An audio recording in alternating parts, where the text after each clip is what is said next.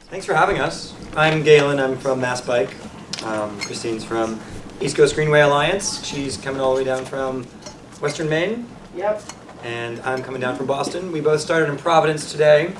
She was there last night to try to rally RIDOT, not to cut all of their, not all, but a good chunk of their transportation alternatives funding. So there's a lot going on the other side of the border, which we probably should pay attention to since we got to think regionally when it's transportation. We started in Providence today. We rode the East Bay Bike Path, which, how many of you have ridden that recently? Have you seen the new connections that are being built along the waterfront there? There's a whole new side path along the highway that is totally bike path accessible. Actually, from years past, there was about a 4-foot wide path that we all had to share to get across. But now they built a full 20-foot wide, separated, awesome infrastructure with a little spiral ramp to get up and get down to connect from East Providence to the East Bay Bike Path. It's a gem.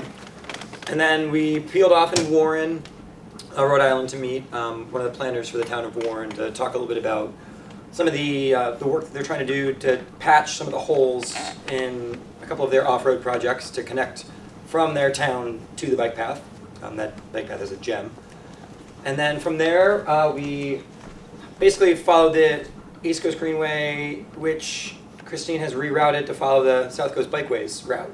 So it was lovely. Once we hit Massachusetts and Swansea, we had all the wayfinding we needed to get to Fall River. So props there. One of the things that we're doing on this trip, and Christine can talk a little bit more about it, is making sure that we have good signage for these routes. That's absolutely key. And you got us part of the way there.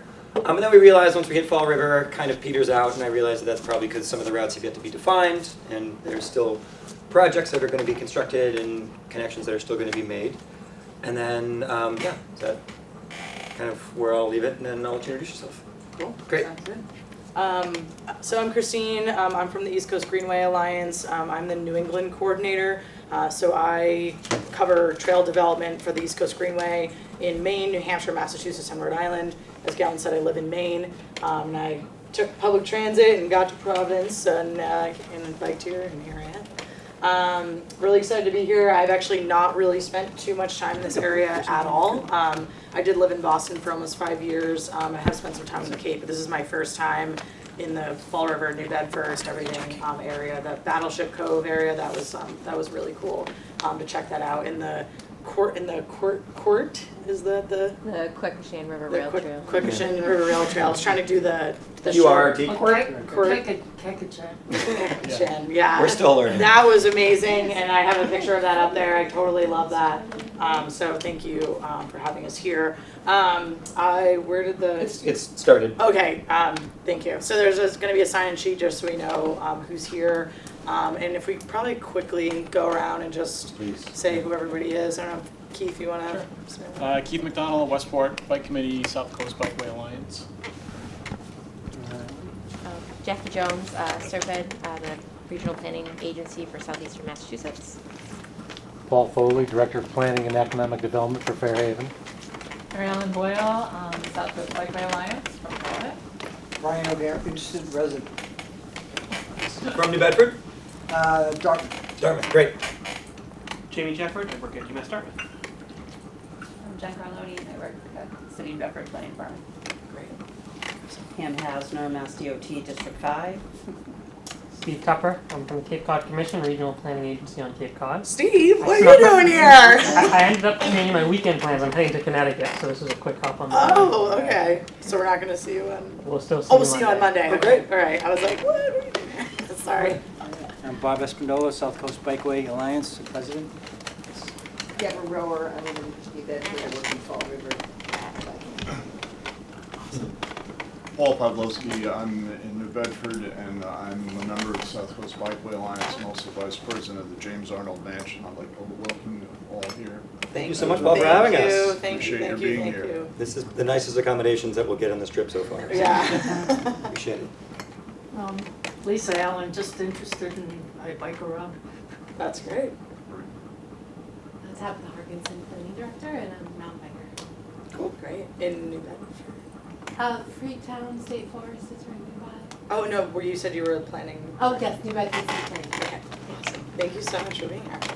Thank you. I love your shirt, Bob. That is so cool. We got a new one on Sunday. Oh man, we're just You gonna guys miss ride it. back. Yeah, ride back and then keep. Yeah.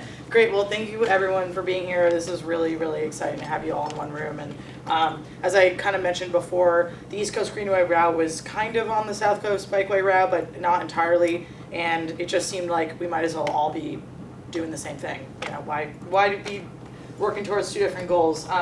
So here we are. And so I just, probably a few people know what the East Coast Greenway is, but I want to just give a really quick kind of primer on who we are and what we're trying to do. So East Coast Greenway Alliance, we're connecting people to place Maine to Florida. So our route is 3,000 miles. It starts, this is the Canadian border. Maine is huge. I actually live over here. And then this is the Canadian border up here in a town called Calais, Maine. And it goes kind of along down East Maine, and then goes into Bangor, Maine, Augusta, comes down to the coast, and continues on the New Hampshire seacoast into Massachusetts. And then we actually are kind of, I'll get into it a little bit later, our main route goes into Worcester, but this is actually our complementary route. We call it the better route. Yeah, and so, yes, so things the about idea of the East Coast complementary. Greenway is basically a separated from traffic, multi-use facility for 3,000 miles. And it includes all different users, mostly cyclists and walkers, but rollerbladers, people with walking dogs, baby carriages. In places where it snows a lot, we have cross-country skiers. On some sections, equestrians are allowed. So just all different kinds of users, and also ADA accessible as well. So that's what we're trying to build. And you probably all know this, but it's good for our public health, it's good for our environment, and it's also good for local businesses and property owners. So here's our route in Massachusetts to get a little bit more into it. We come into Newburyport. This kind of section is like, you guys have the South Coast Bikeway that is known as the Border to Boston route. Comes down, kind of goes around into Salem and Marblehead, and then comes down on the Northern Strand Community Trail into Boston. And so we have what's called our spine route, which actually goes from Boston into Worcester. And this right here is, this is the Charles River Bikeway, and then this section is known as the Mass Central Rail Trail. And then it comes into Worcester, and then this section is known as the Blackstone River Greenway. And then we come down into Providence. And then so here is our route on the South Coast, which is known as our complementary route or kind of alternative route. In my opinion, I think this is probably the more beautiful route. So I'm excited to be here and work towards making those connections and really get it out to people that they should come visit here. So it's just shown in gray here, and then onto the Cape, and then people take the ferry home, which we will be doing on Tuesday. And just kind of a little bit of interesting facts, our spine route over to Worcester and down into Providence is 41% complete, meaning off-road. And our complementary route is actually 54% complete, so it's more complete, which is awesome, which is always good. And also interesting, we do have a lot in construction and design, meaning there's going to be more coming online for our spine route. Not as much in construction and design on this route. However, we have more gap, meaning we have no idea where the route's going to go off-road, 21% on our spine route, and only 11% in gap on our complementary route. So we have a better idea of what we're working towards in terms of off-road corridors in this route, which is also a positive thing. And that's one thing that we do want to look at is, what are the corridors we can use to get the trail off-road? And there's a lot of different options to that. So if some of you were here before, we were looking through a map, and that was what we call our envisioned route, which is how are we going to build this off-road. And you can see from this legend, what's green is complete, what's purple is construction, the solid kind of orange peach is engineering and design, the dots are planning, they're just in the planning stage. And then we have two other categories here, but we actually don't have anything, so we don't really need to get into that. And then yellow is gap, meaning we just have no idea where the trail is going. And so we were kind of looking through the nitty-gritty of it earlier, but we've got, coming from Warren, Rhode Island, we've got a gap going up to Swansea, get path. We've got a gap here, getting over to Fall River, and then we've got the Veterans Memorial Bridge side path there. We've got there's a project, big boulevard project in design in Fall River that's going to be part of the route, and this is Battleship Cove down here. Then we've got a gap getting over to the Kekashan? Kekashan. All right, maybe we're gonna get it, Galen. I don't know. I'm not feeling too good about it. So that's complete, and then there's obviously this. You can see this big kind of planning that's shown on here, and actually, so this is actually shown on the rail line. And having conversations with Jackie and Keith is that actually might not be what's in planning. So that's why it's important to come down here and talk to the people on the ground. And I mean, this might just be a gap. You know, I mean, we can leave it there for now until we have a better idea. So it's kind of like gap planning, and then we've got I'm not sure what the name of, just a Route 6 bridge. Yeah, in New Bedford, and then getting over, and then we're on the Phoenix Rail Trail, and then this I can't wait to see. Mattapoisett Rail Trail is in construction. So definitely it looks like it's going to be totally beautiful. So I'm really excited to check that out. I don't know how far along it is. Just started. Fall already started. Yeah, it's a little way. They had groundbreaking, but the actual construction will be in the fall until winter. Okay, gotcha. Well, we're almost, the shovel went in the ground, so. Contractor has a notice to proceed. Good. Great, that's good to know. And so it's important if there's things on here like this where it's like, if this is wrong, that's fine. It's just that this is a GIS database and I update it pretty much every day. So if something also just comes up where like, oh, you know, this, so we go from the Mattapoisett Rail Trail, there's a little gap, there's a little piece in planning here. And then we've got the Marion connection right here, which I understand is in design. It's on the tip for 2023, and they just had a design public hearing. That's last week, I think it was. That's great. That's great. So, for example, like whenever that goes to construction, it would be great to, you know, if I might see it in the news or something, but if someone knows it goes into construction, shovel goes in the ground, shoot me an email, and then I can update this. And the point of this is to have the plan of how are we going to do this. And this isn't just for us, this is to share with all of you, this is to share with regional planning, to share with DOT, so we're kind of all like, all right, this is what we're trying to do, and this is what stage it's in, so we can kind of, you know, monitor as it goes forward. It looks like we've got a little kind of, I don't know what this piece is, I haven't labeled it. After the Marion connection, there's kind of like a little planning piece, and then there's something in design up here. I'm not sure if I would say in design, maybe planning. That's County Road. Okay. Sort of divides two towns. It literally goes, the town line goes through the middle of that, so it's Wareham and Marion. Okay. So you think that's probably in planning? I don't know where I got the idea from. There was a study on it not too long ago. I'm not sure what's going to come out of it. Okay.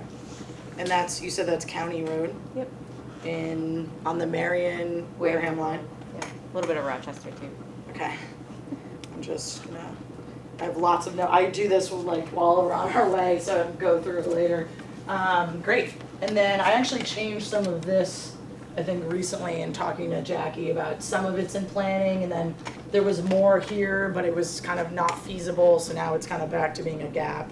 Yeah, well, the town of Wareham decided to go on-road over there instead of off-road because of Cape Flyer service. Yep. It's with a higher speed rail over there. And then there's a section that's under design too, that's on the tip for 2024, I believe. Great. In Wareham? Yep. Cool. The Minot Narrows path. Do you just, I mean, we could look at like the closer pieces, but I don't know if there's like one, so it's one of those two pieces that's. It's the second piece. farthest east. Yeah. Okay. Great, that's awesome. This is, so I gotta. You kind of skipped over, but the Southwest Bikeway dips down there in New Bedford. Yes, so. And we have a grant for that through Mass Trails. Yeah, it is in planning and design. Like this piece here? Yeah, that little linkage there. Oh, great. That's, so it's in design, or it's about to be in design? It's about to be in design. Oh, that's great. Early engineering. Okay. And is there a name for that? The Working Waterfront Connector, or the Blue Lane. Okay. Great. And that's envisioned to be off-road. Yeah.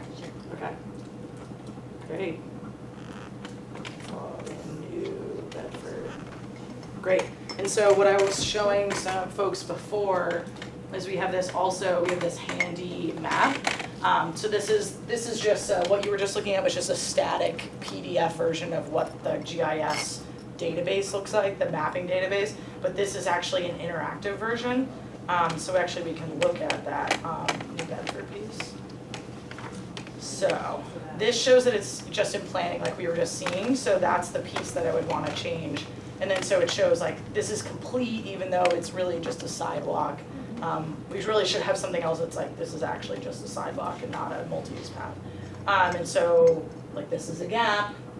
This is the Phoenix Trail that's completed off-road. So we have this as basically an interactive version of our database, and this is something that we can, it's just a link that we can easily share with any, regional planning agency or municipality or DOT that kind of helps us all track this.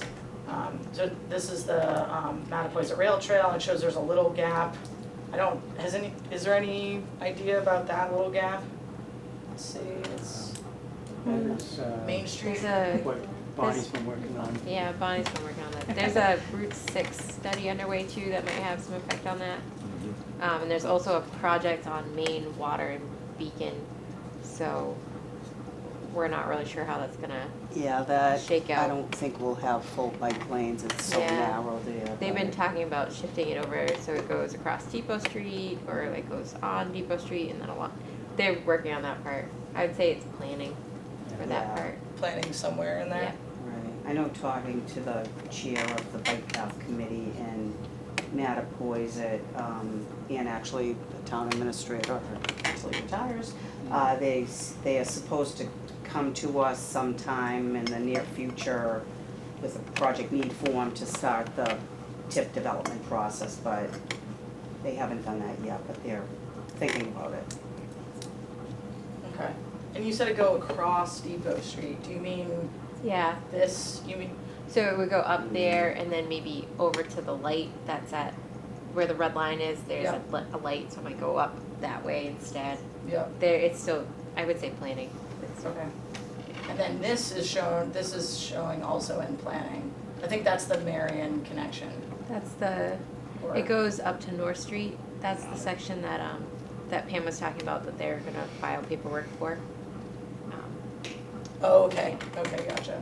So that's in planning, and then I think I think that's the Marion connection here. It's- This is Industrial Drive. Yeah, there's a town line somewhere in there between Marion and Mattapoisett, but it's also in planning. The end of too. industrial, right? Yeah, Yeah, beyond it actually, Yeah. I think in the woods. yeah. It's like a gravel Follows a- road. Probably right where that little break in the line is. It's like, Yeah. it goes into power lines Yeah, or there is a it's a utility little, cord. that break in the line's not supposed to be there. They're actively working on that. They're, Yes. yeah, so I would say design for that.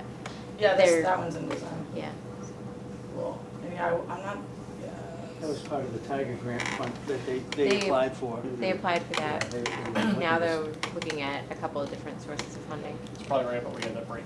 That little break that you just went by Yeah. is Not there, like further up. further up. There's Right, like a right. little. That's probably the town line. Yeah. Yeah, it That's probably is. The Yeah, they're- beginning of the Marion shared use path that's on the tip. Yeah, Cool. gotcha. So if that's on the tip, what is there? They're and so looking- if that'll be done before this, probably. Potentially. Potentially. Depends on what source of funding they're looking at a park grant right now. They're looking at maybe for another round of Mass Trails. They have a Yeah. couple different. They're I wonder not if there looking- would be any way, if that was, the second part was done first, if there's any way to go up this windy road right here and get on it here or something like Is that that. the That's Bay a Club? private development. Yeah, that's a private development. So. Yeah, Bay Club. I guess you cross that bridge when you get there. It's actually technically passable. I mean, Yeah. it's pretty well graded. I wouldn't maybe do it on a road bike with nice tires, but Oh, yeah, the existing. yeah, right away. it's a sewer easement, not a sewer easement, some sort of.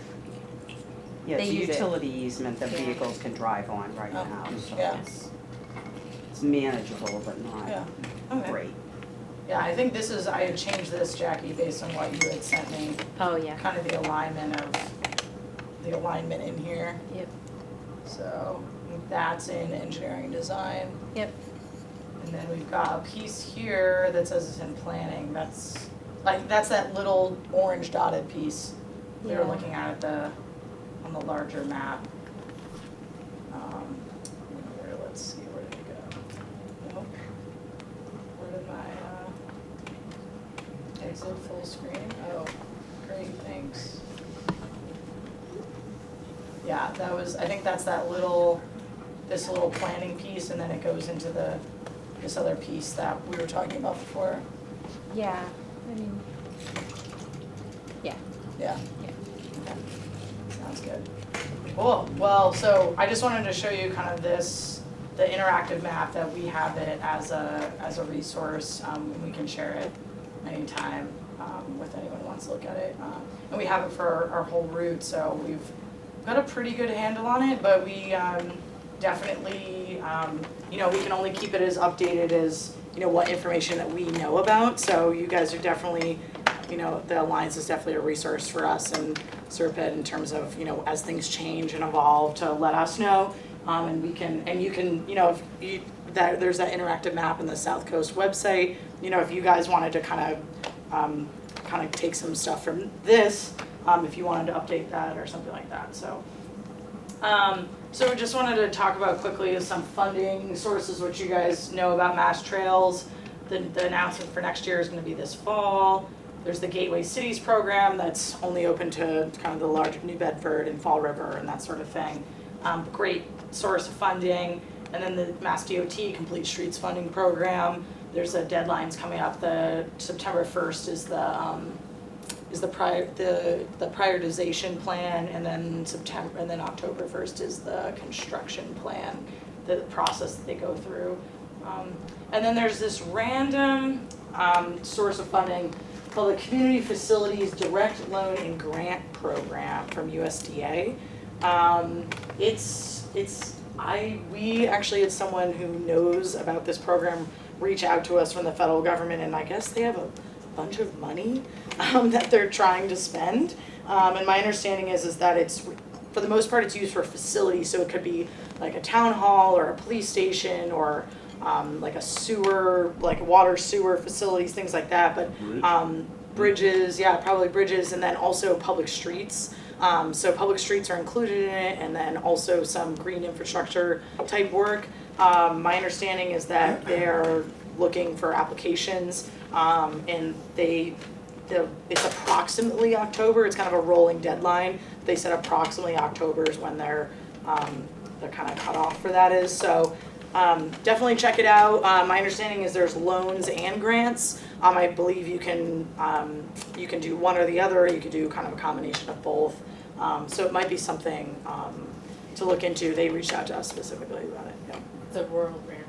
Oh, it's just rural? Rural. Oh, rural areas. Oh, gotcha. Okay. And I know there's a threshold for 20,000 residents. 20,000. Yeah. So I don't know if there's any towns. Sure. around here. Oh, yeah. Definitely. 20,000 population? Oh, yeah, quite a few of them. Some of the smaller towns. Yeah. Okay. Well, yeah. Thank you. Yeah. Yeah. No. Thanks for reminding me. I kind of forgot about the rural part. Yeah. So if it's kind of smaller towns, might be worth looking into. And at the very least, USDA does have representatives for each state, so you can contact those representatives and at least like float an idea and see what they think. And so it might be worth looking into. And then you all probably know about the build program. I realized later when we heard that the South Coast Bikeway didn't get their grant last year, and actually I don't believe any bicycle pedestrian related project got any grant. And then I started to look at the picture, and there's like a lot of trucks. There's like a boat, and then there's like a smart car, and then there's more trucks. And so I was like, it's right there. They really gave us an idea of what the grant was about, and we didn't really take the cues. But hopefully in the future they'll consider it, but it might not be the best source of funding. So it starts with changing the graphic, maybe? Yeah, we need to put like one singular human in there, and then maybe we'll, maybe there'll be a better option, I but. would say the partnering, because the port got a build grant for the bulkhead replacement project. Nice. So the frontage to that project is gonna be part of our shared use path. Nice. So, and we're partnering with the port to leverage some of the money. So it's like, these build grants are huge. Yeah, But big. if you can inject Like a little, bike facilities into them. Yeah, that's a good idea. Yeah, I mean, exactly, yeah, we have some projects like, river stabilization projects, for example, and then a path is put on top of that. So it's definitely, if you can, can get a funding source that's not necessarily for bike ped, but kind of roll it in, then that's a really good idea. Can I add one too? Yeah, Do you sure. have the CPA, the Community Preservation Act? No. Yeah, we have one here. Cool, yeah, That's so, in South Coast. so New Bedford is Fairhaven Yes. voted for it? Yeah. Great. Yeah. Dartmouth? Yep. Yep. Great, so you can use that. Dartmouth, There Westport. we have, Yeah. we have the money, we're waiting for the Go get them. feasibility And study. Fall River is, Fall River got approved through their CPC to finish the design of the Colocation for where it ends behind LePage's to the Westport town line. Sweet. So they got approved last year for that money, and I think that's gonna start hopefully, and then, next few months. Gotcha, That was okay. the design and build. I think they got Just design. 180,000 or 160,000 was in that ballpark, yeah. But they also got money for the Mount Hope Greenway, which goes from Battleship Cove to Tiverton. It's 6 miles, 3.5 in Fall River and 2.5 in Tiverton. But that was through CPC as well. What I really like about the CPA and CPC stuff is it's kind of more community driven. Yep. Like you have to vote to be a community, and then there's a commission that kind of oversees it, so it feels more participatory than some of the top-down stuff. Just a different feel. It's true, but it's more challenging to coordinate. Local politics. So actually I have where the rail trail ends behind LePage's, I actually have the whole rest of that in planning. So it sounds like there's a little piece that's actually in design. It's probably planning now, but it will be in design, hopefully, very soon. Will that Okay. come all the way out to Route 6? No, because it's going to hit the Westport line before it gets to Route 6. Okay. So So it'll still be. they just want it, it's like 1,000 feet, I think. Yeah. They want to continue it right to the Westport line and then say, Yeah. yours now. Yeah, no, there are definitely Maybe certain, 1,000 feet short. Exactly, right? there's definitely a couple instances where that happens. Well, I mean, the less time you're on Route 6, the better. Just a couple of other Yeah. grant Yeah. or funding sources. A lot of the build grants that we've seen are transit oriented even more than highway. Yep. I know South Coast Rail got one a number of years ago, and then some other rail grants on the northern part of the state. As far as Mass DOT, there's the Complete Streets Funding Program, but then there's also the Transportation Improvement Program, the TIP. Yep. And we have a lot of shared use paths in District 5 that are on the tip right now. Both, actually, I don't think we have any in Old Colony, but there's a couple in Southeast Mass, the Marion Rail Trail, Mattapoisett was just advertised and bid on, Phase 2. Wareham is on the tip, Norton Mansfield, which is not on any of these bikeways, but it connects to the Old Colony line that they had a very successful design public hearing last night. And those are all, and then there's a bunch down the Cape, basically, a good chunk of the Cape Cod Rail Trail. So in those cases, the community has to pay for the design, and it's complicated. But most if not all of those are being funded with statewide funding, not regional target funding, so it's above and beyond what the regions get. So it's, it is an investment, and it's a, long-ish process, depending on how you look at it, but there's been a lot of success with that.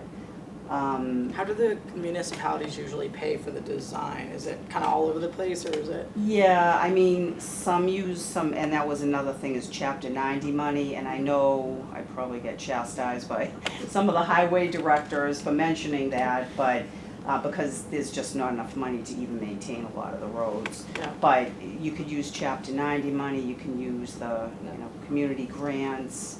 The community preservation. Community preservation. I know the Fall River Colocation, that part of the design was funded through Gateway Cities, and then the construction of at least one section was through the TIP. And then there's MassWorks, which Yep. if it's tied into economic development, you can make a case for that grant program. And there's also a subset of MassWorks that's the old STRAP grant, and that's for smaller communities that are under the population of 7,000. So, you know, there are quite a few around here that are under 7,000. And then this is a stretch that Steve might be able to help me with, but there's a flat grant. I know the city of New Bedford got that. It's federal lands access program, and it's to connect to federal lands. For instance, downtown New Bedford is a National Historic Park. So they got some flap grant for, it was the Elm Street Garage, and I know down the Cape, there's different programs. So, I mean, it's a stretch, but it's also another funding source that Yeah, can that's connect great. to. They're Federal technically land. using it to pay for the design of a portion of the Taunton River Trail that runs Okay. along the Taunton River, which is a federally designated wild and scenic river. Right. So there's ways around that, but you have to have like direct access to a federal land. That's the Right. sort of yeah. But That's interesting. some cases, Yeah. like Provincetown, the Champagne, or the That's a good point. section of Route 6 abuts the National Seashore, whether or not it goes that way, but it's a potential option. Yeah, no, that's a great idea. We'll bring that when we go on Monday. Yeah, yeah, definitely. Anything else on grants, money? Private stuff, Yeah. you know, trustees or investors, foundation grants. Foundations. South Coast Bikeways has a fundraiser on Sunday. Yeah. That might be able to chip in a little bit. Yep. That's great. Hopefully we'll hear about that later. Yeah. Okay, so signage, I don't want to take too long on this, but it is really important. So I have the East Coast Greenway has no signage on the South Coast. And Massachusetts is actually the least signed state out of all of our states from Maine to Florida. So really trying to change that. The signs, as you can see here, this is what our signs look like. They're pretty narrow, they're 15 inches tall, and in cases where we need to direct people, they serve as wayfinding as well with the arrows, and we have different arrows that we can affix to the bottom of them. So this is something that we would love to do to help people guide them along our route. And in cases like we were in Swansea today, in Somerset, we saw a bunch of South Coast Bikeway signs, and they were so helpful for us. We didn't even have to think about where we were going. We just followed the signs, and we're like, wow, these signs are really great. And then once they kind of petered out, we're like, we have to pay attention to what we're doing now. So those are really great. And since now our route is co-located with the South Coast Bikeway route, I think it makes more sense to just, is to co-locate our signs, and we can kind of work together on that.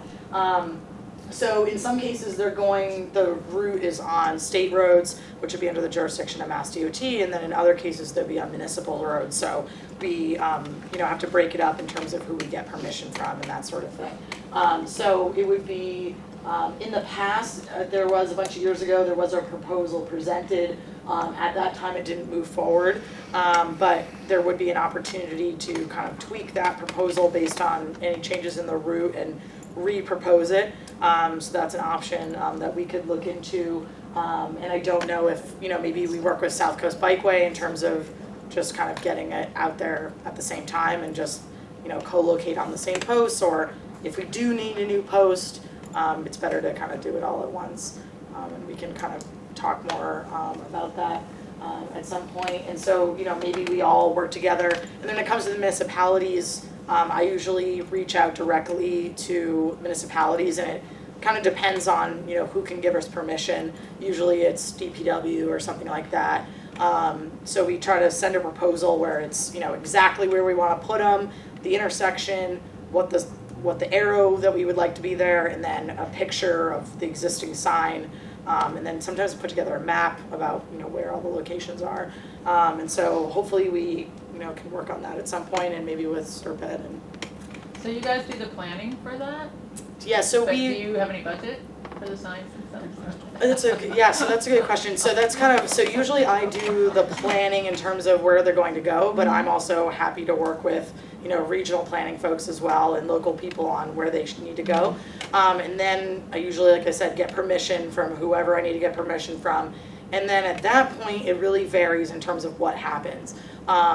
Sometimes I come down from Maine and I have a bike trailer now someone gave me, and I literally have like an impact driver and like all kinds of hardware and like signs, and I bike around and I install them, which I can do it, but it is a lot of work for one person, and coming down from Maine, it makes it hard to, just kind of be everywhere. So I do that. Sometimes I work with local volunteers. I'll just from Maine, I'll ship the signs that you need to your house, and people will go out there and put the signs in.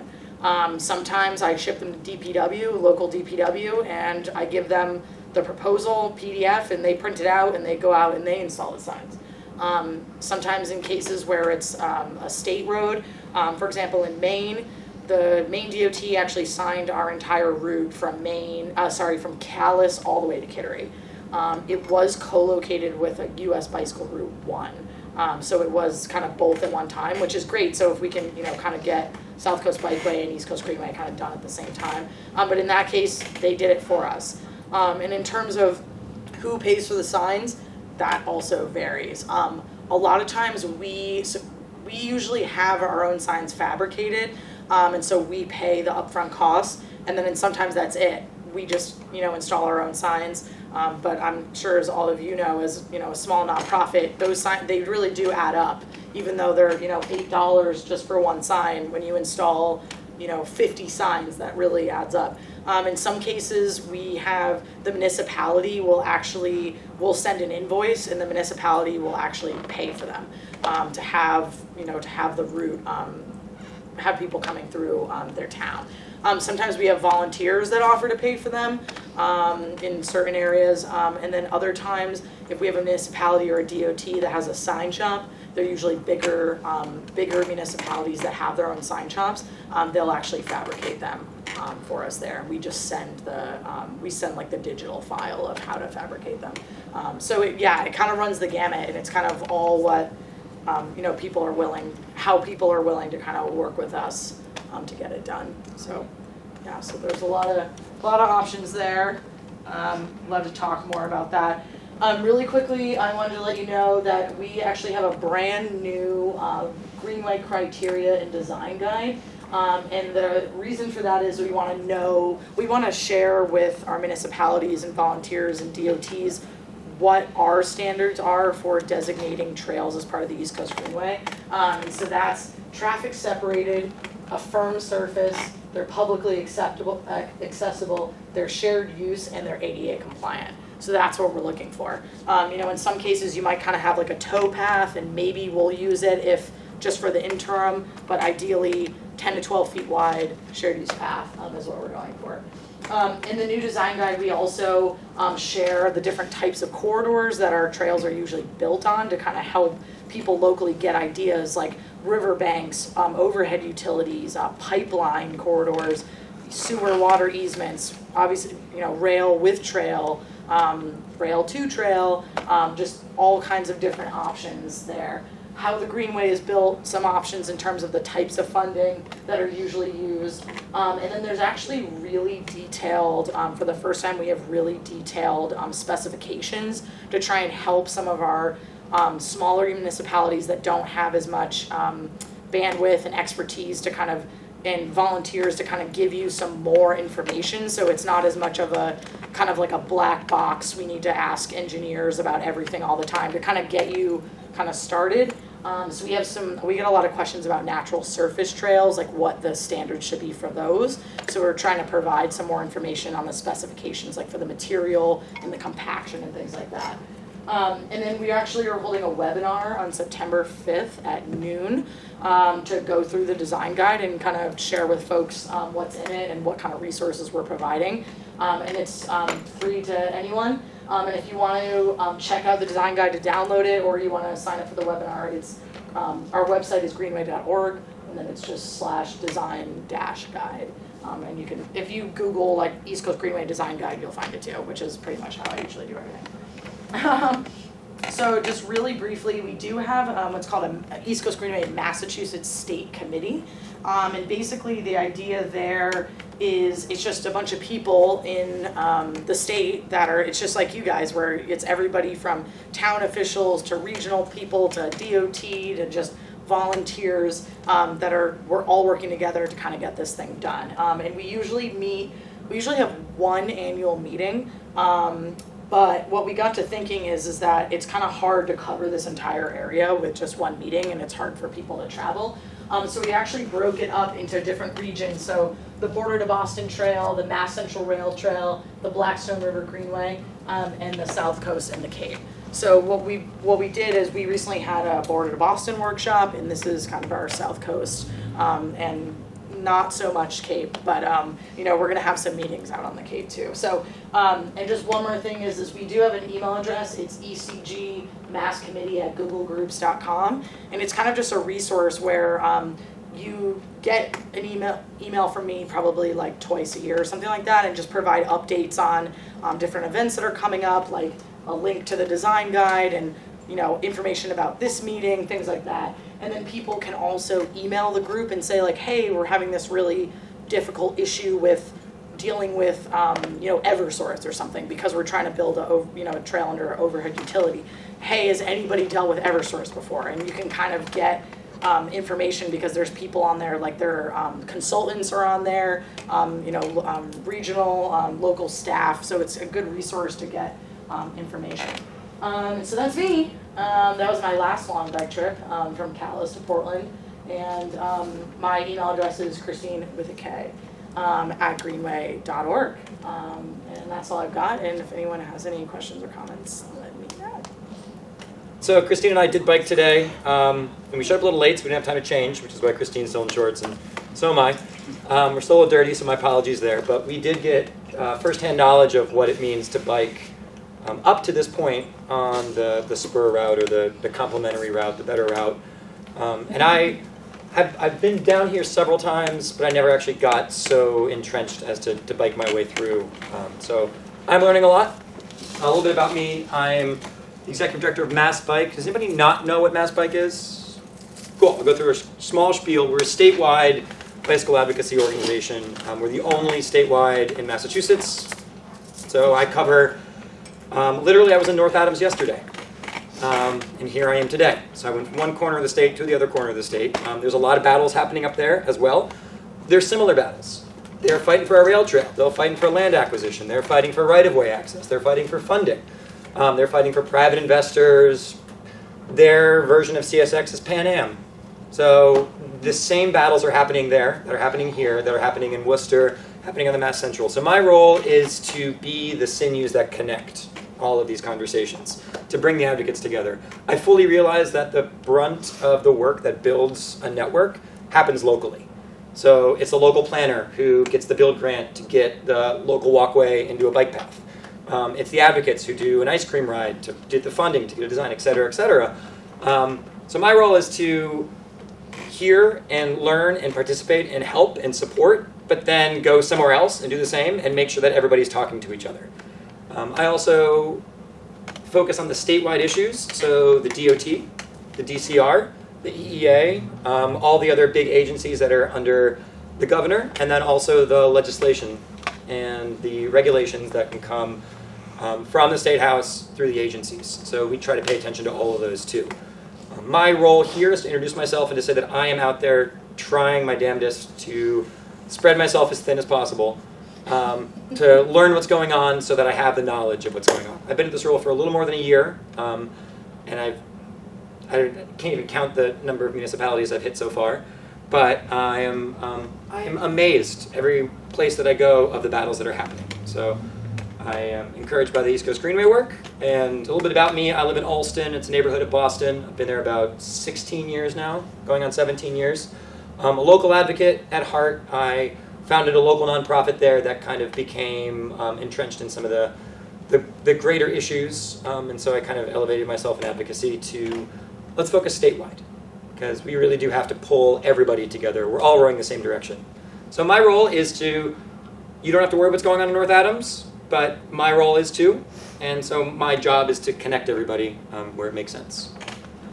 Cool. I think one of the reasons we're here is that you guys are just doing so much and have so much energy behind what you're trying to do, and that's why I wanted to come and meet you guys and, you know, and check out what you guys are trying to do. Yeah, and I've known Christine for years actually when she was in Boston as an advocate too. So when we got to talking about, we got some work to do on this spur route, and I'm like, well, I would love to check out what's going on in the South Coast. Let's go in August. Yeah, and we've heard a lot about it, so that's why we're. Yeah, so tomorrow we head to Bourne. There's a trail fest going on there at the Uptuxet Trading Post if you want to come by.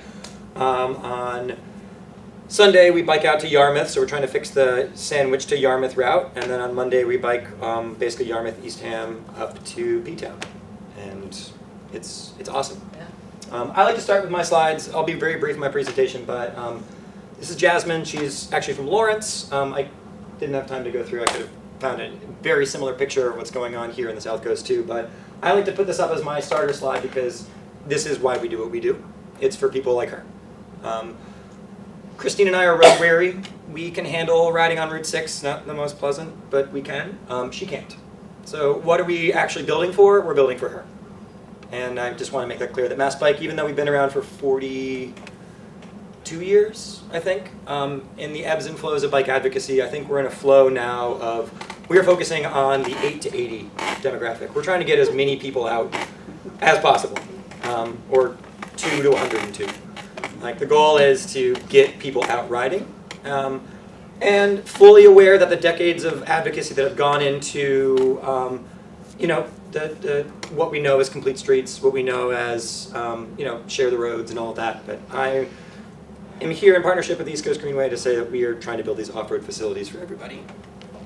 I'm not going to go through all this, but this is a lot of what a MassBike does. It's a lot of alphabet soup. We also sit on the Massachusetts Bicycle and Pedestrian Advisory Board, which Keith is also a member of. So if you have any questions on an advocate level of elevating stuff up to the DOT headquarters side of things, Keith can also be not to put you on the spot. Yeah, no. That's all right. Yeah, we didn't plan. Our vision for what MassBike does, basically it's education, which I'm very passionate about, and I'll go into a little bit more of all this stuff. Legislation, of course, that is definitely our purview. Most bike laws, actually almost every bike law except for riding on the sidewalk and where to park your bike, are state laws. So if you want to change something, state level, it is through legislation for the most part, and then the regulations kind of follow. Chapter development, I didn't go into too much of that, but we do operate as chapters, like Christine was saying, how we have different portions of the East Coast Greenway. MassBike works as a chapter model. Currently we have a North Shore chapter, a Central Mass chapter, and a Pioneer Valley chapter. I'm working on developing the Berkshire chapter, and the Cape and the South Coast chapter. I'm fully aware that the work, again, happens locally, but my job is to pull everyone together. So you might see me down here a few more times in the next couple of months or years, and you'll be sitting next to somebody from Orleans, or sitting next to somebody from P-Town, or somebody from Brockton. And the goal is, we got to think regionally if we're going to fight the bigger battles. Even though you work locally, we still got to think regionally. Yeah, keep on moving here.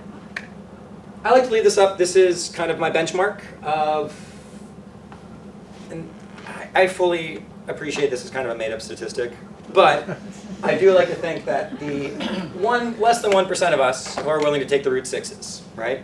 And then we have the 7% of us, which actually is a pretty high number, who, if they are provided a safe enough bikeway, they will use a bike as general transportation.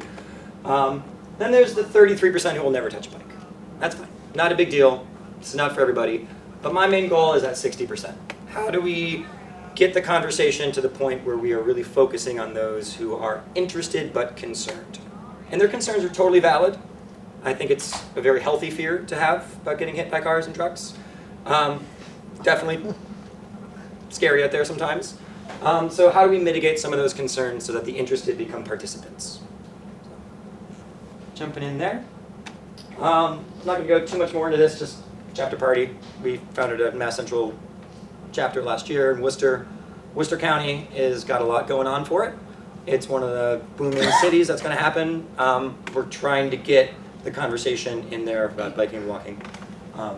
Every chapter has got a different feel, basically because there's different feels for different regions of the state. literally North Adams, totally different than Worcester. No real, different tactics for tackling the same issues. Education, I'll dive into this a little bit, and I tried to find, but I didn't have time. But it was for about a month and a half earlier this spring. I was down at the old Rochester Regional School, the middle school and the high school, and we were able to institute a biking program there with support from the South Coast Bikeways. Bonnie, who's not here, she's a powerhouse. She got me in touch with their superintendent, and we were able to find probably about 60 or so bike share bikes that were going to be chopped up and thrown away. So we said, well, screw that. Let's bring those bikes somewhere that they can be used. So she used some funds, hired a truck, got some UMass Dartmouth volunteers to drive up to Boston, pick up those bike share bikes, deliver them to Old Rochester High School, keep them there. And I went down for about a month and a half, taught the PE teachers of the middle school and the high school how to run an effective bike program. And we did, it's probably about 5 or 6 lessons that each student should go through. We went through the curriculum. I went down and taught it personally with the point of, okay, here's the model. Go ahead and take it. That's just one example of the way that I think we can really change the world, is to work with the youth. And we were able to cobble together the funds for it. I love this story because it came a little bit from South Coast funding, South Coast Bikeways funding. Again, there's a bike ride on Sunday, which is a big fundraiser. I fully recommend you support it. And because we were working with the middle school, we were able to get Safe Routes to Schools funding to do the programmatic side of things. So my travel time and instruction time was covered if I was dealing with middle schoolers. So we had the high school PE teachers come and shadow the middle school class, so it was fully covered, and then they were able to take it into the high school. Little things like that, we're going to cobble it together. And the reason I bring that up is because we have such a challenge, such a dearth of good bike education out there. There's just really, it's just not.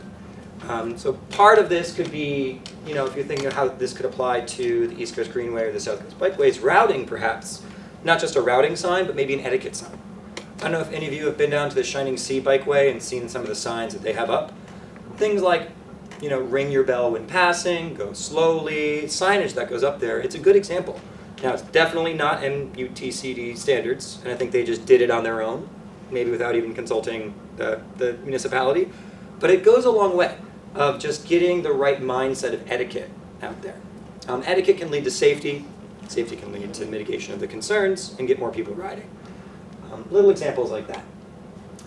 Where you might want to plug in is we're always looking for instructors. We're always looking for people to get trained up. I'm a League of American Bicyclists certified instructor. I can also train other League of American Bicyclists, or train you to become a certified instructor yourself. I can come down, give you a curriculum. I can come down and work with you individually if you just want to work on your own riding skills. The idea is that we have a million opportunities out there. Bike rodeos with the kids, upper right there, that's from Lawrence at the Ciclovia there last year. And then down there is one of our star instructors, Gamal, getting trained up. It's really helpful to have locals be the lead. And because I'm just one person of a statewide organization, my goal is to really kind of plant the seeds, help cultivate them, and hopefully maybe something with education can take root. So I'm really putting this out there as a resource and an option that I can personally and MassBike can bring to your organization, to your municipality, to your biking. Cool. Legislation, we're working on some big ticket items. One of them is called an act to reduce traffic fatalities. Cleared the Senate. It's currently held in the House at the moment. We're still working on kicking it out. What that would do would require side guards on large vehicles that are contracted through the state. I live in an urban area where a lot of the fatal crashes over the past decade or so are from big trucks. And what it is a right-turning truck takes out somebody, for pedestrians and cyclists alike. It would also require a 3-foot passing at 30 miles an hour if a vehicle is passing a vulnerable user. Vulnerable users can be bicyclists, pedestrians, tow truck drivers, stadies writing tickets, really anybody who's out there on the roads. So that would be very helpful. We have a safe passing law here, but that's not defined. And a whole slew of other things about reducing traffic fatalities. We're also working on electric bicycle classification. Right now, e-bikes don't have a good designation. They're considered either mopeds or bicycles. and there's nothing that is clear about an e-bike. So you can't say, I want this type of e-bike on this pathway, but not this type. Or I want this e-bike here, but not over there. You don't have a good way of saying that it's either a moped or a bike. So my goal is to build a classification system in legislation. So as you see, and we saw a few on the East Bay bike path today, they're out there. And it's a problem because there's no good way to regulate. So building the classification system in there so that you can allow proper regulations locally. What else are we working on? We're working a little bit on automated enforcement, where it's a camera, a speed camera, or a red light camera that'll get drivers. We're not trying to make it a moving violation. We're trying to make it more of a zap your license plate and give you a $20 ticket. There's some hurdles to get over there. We're working on hands-free driving. I don't know if you've been following the news, but that's been stalled year after year and legislative session after legislative session. One of the biggest dangers out there on the roadways, in my opinion, is distracted driving. So I can't believe we're so far behind in this state that we're kind of okay with it. Granted, there are issues to figure out. We got to make sure that it's not targeted enforcement against populations that are already being predominantly enforced against, mainly the people of color. And how are we going to follow those statistics? How are the state troopers or the local police going to put those public records out? There's a lot of details of all this concern which I'm learning. Yeah, and let's see, automated vehicles will probably have to be legislated too, because those are coming. So, a bit about that. Where do scooters fall in? Oh, good question. So scooters can also be tackled legislatively. Maybe micro-mobility might be the term, or they could be classified very specifically if it's, a device that's popular enough or prevalent enough that you can actually codify it. Where it falls now is the e-bike legislation is pretty well baked. We're just trying to get it through the Transportation Committee. They've got other things to worry about, like RMV. And then the DOT separately is getting a multimodal task force together. I don't know how far along they are. This is from the headquarters, not from the district level, to figure out some of the micromobility regulations in parallel with the definitions that can come from the State House. And there's also questions about the shared mobility, like the bike share. The insurance that could come with bike share, that might need to be a legislative thing, and where they might be allowed. So for instance, the DCR doesn't allow bike share on their properties, which could be an issue, especially in the Boston area, because there's a lot of DCR parks. So there might need to be fixes there. It's a mess, but I'm happy to trudge through it and to get insights. My job also right now is a lot of fact-finding. So I'm not here to tell you what I think needs to happen. It's more, I'm also letting you know the slate of what I'm working on and then to get a lot of feedback. I've heard a lot, especially the e-bike concern. Everywhere across the state, people are very concerned about it because they're out there. So basically I'm in a lot of fact-finding, and what I've come to is, well, we need to classify them, so then we need to regulate them. I think the same could be said for scooters. Cool, and then this follows with regulations too. So once you get something in statute, or even if you have a parallel regulation from the DCR or DOT, or EEA or some other entity, maybe a trustees or a municipality, regulations can follow based off of sensible legislation. Cool. Talk a little bit about this because this is what I'm most excited about. The Mass Trails program. Is anybody unfamiliar with this? Great. So in the past, if you want to build a trail, you had to have the right land, you had to have the right permits, you had to have the right funding. And those could be different agencies operating. It could be a DCR land that goes through an Energy and Environmental Affairs, wetlands, which could need some DOT funding, and the different silos of the agencies wouldn't really participate, and they'd kind of kick the can to each other, and things would stall. Governor Baker, this is about a year ago or so, instituted an interagency coalition of those three agencies, the Department of Conservation and Recreation, Mass Department of Transportation, and Energy and Environmental Affairs, and they meet twice monthly just to talk about trails, which means that they sit every other week, the planners, the developers, the funders, the permitters, and they say, how can we get this done? It is a sea change in what we're going to see happen with the speediness, with the funding, with the connectivity of all of these trails. This is not a magic bullet by any means. I'm definitely more of a buckshot approach. but this is very encouraging to know that from the top, that there is a great focus on connecting the trails throughout the Commonwealth. I personally believe the governor sees this as a legacy. I think that if he can build the Mass Central Rail Trail, if he can build a Blackstone, if he can connect the South Coast all the way up to P-Town, that'll be there forever. And he'll be remembered for bringing those agencies together. Why this pertains to you is, it's really hard to see, but there's a little button right here. It says apply for a Mass Trails grant. It's not a lot of money, but it's enough to keep things moving. And the cycle probably, I don't want to speak too much, but I believe it's, you've got to have at least 25% design, you've got to have some funding attached to it, you've got to prove that it's a viable project, and Mass Trails could kick in the funds to at least get, the little bits. Maybe it's a better signalized intersection, maybe it's a parcel of land that needs to be consolidated, maybe it's a design study. So when we talked a lot today about Mass Trails funding, maybe the continuation of the court trail, things like that. But I see it more as a way to take all these disparate little pieces and to think about where that connective tissue can really come together. This is from the Mass Trails site. This is actually an MAPC map, the Metro Area Planning Council. They have an awesome statewide map of all of the biking, walking infrastructure. I have highlighted here just the biking and the multi-use paths, and you can see central to eastern Massachusetts, specifically around Boston, it's really happening. It's really going. It's booming. Down here, bits and pieces. So when we're looking at, this is another example of kind of Christine's map of what works and what doesn't work. So you've got this down here in New Bedford. It's great. How do we actually connect it up to, to the Phoenix? The little bits and pieces. I'm very excited about routing this with you, because once we get this, Wellfleet's going to extend up, and there's work going to be done on Route 6, and P-Town's already going to try to convert some Route 6. All of these little pieces are coming into play. Knowing this takes decades, granted, and we've only been at this for a year. Yeah. Well, the East Coast Greenway has been at it since 1991. 91. And you're, what, 30% done at this point? We're about 30-something, 30 overall from Maine to Florida. Yeah. So going on that, yeah.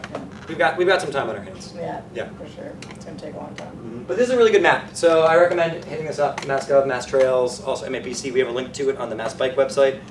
It's a good resource to see what's built, what's going on around the state.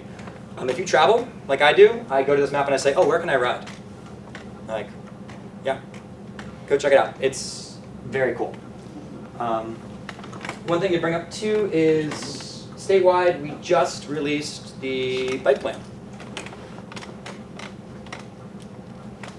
There's an accompanying pedestrian plan. This has been a couple years in the works. Pete Sutton, who is the statewide bike and pedestrian coordinator, worked pretty closely with MassBike to review some comments and to see, okay, what are we going to do? What are we going to do in 5 years?